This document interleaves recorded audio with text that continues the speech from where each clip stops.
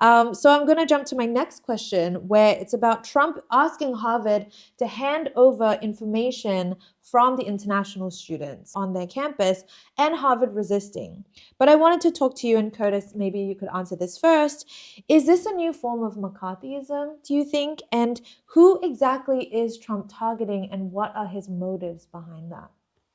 Good question here. I feel like sort of because like both Trump's political agenda versus like America's Cold War mentality back in 1950s were sort of delusional and like it's a dystopia towards an ideology or a nations of culture which they are not familiar with. I think that's the first thing to start with. And the second thing, I think like the reason why Trump is targeting Harvard is only a phenomena. It's actually not the deep structural issues behind that. Basically, Trump's agenda like with his administration and his MAGA movement, is trying to tackle the structural flaws of the American system, which I think this American capitalist system has been seeing like tremendous flaws since 2008 financial crisis.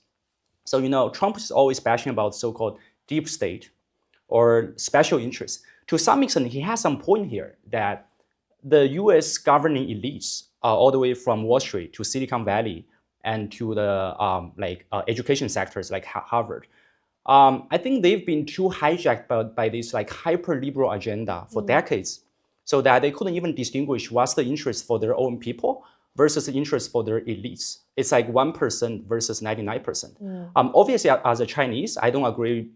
I don't agree with anything Trump has been doing, but I do think like from his perspective, I do see the rationale of his agenda, which is he's literally trying to tackle the old system that has been like bringing that much suffering and flaws to both his nation and also has been exporting the flaws. I mean, exporting the sufferings to all around the world. So basically, again, I disagree with Trump on every agenda he does, but I do see why. Like, I think he's trying to bring back the USA on the track. I mean, obviously, it's a track, it's a vision according to his own idea, which might be false. But again, I mean, he's basically, I think he sees himself as a rebellious fighter against the old system. Yeah. Interesting. And what would you say about this old system? Like, how do you think it was implemented, or how do you think, what do you think of the origins of this old system?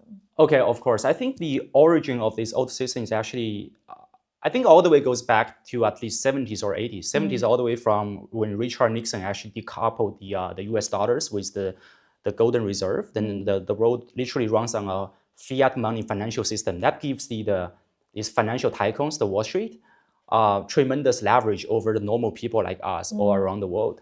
Then fast forward to 80s, the US President Ronald Reagan, the guy intentionally had these so-called neoliberal economic policies, which outsourced all the American industries, American manufacturing jobs to like overseas. So that way, sort of the American middle class, the American manufacturing class has been hollowed out. I think that's how we today, we China, we have a very awesome, tremendous leverage over the USA. One of them is that, I'm not sure if you guys know, our shipbuilding capacity is like over 200 times than the USA. And that was because of these policies conducted by the past US administrations, which intentionally created that. So just to like put this context into a very brief summary, I think Harvard today is also a system of the neoliberal economy policies, which decouples from the Main Street.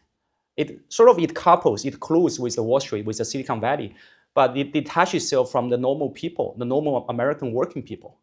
And worse than that is that Americans have been exporting this syndrome to all around the world. So the rest of us, we also have to be cautious against this like neoliberal crusade. Yeah. Amazing, very fascinating.